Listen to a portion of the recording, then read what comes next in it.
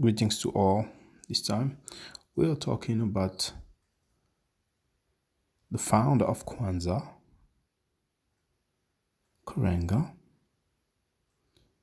I'm still quoting Mukasa Africa's article entitled Karenga's Ghost. I quote,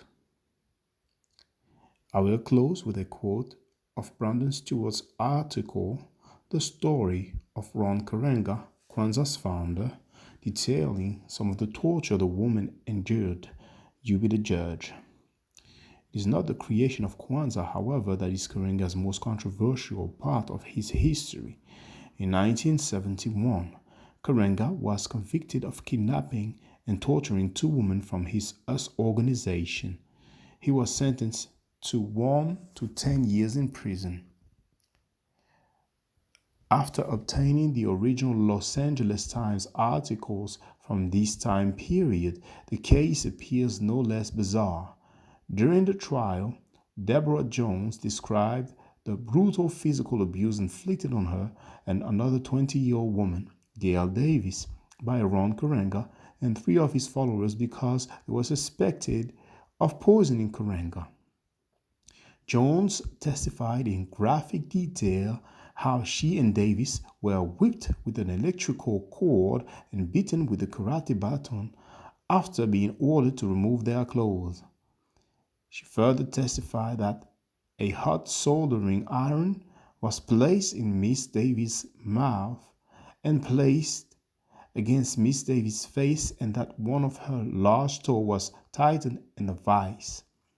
According to the article, Karenga, head and founder of the US organization, and others also put detergent and running hoses in their mouths.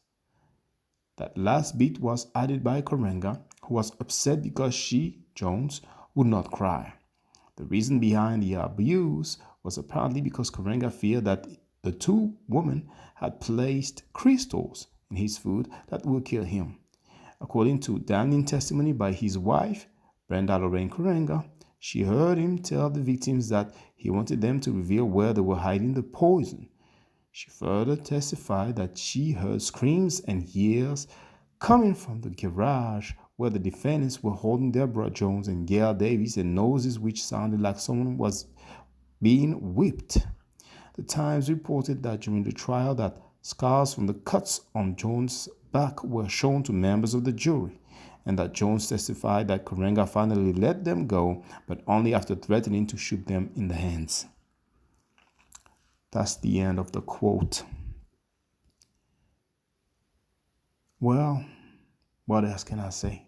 What should I add? You can surely do better than You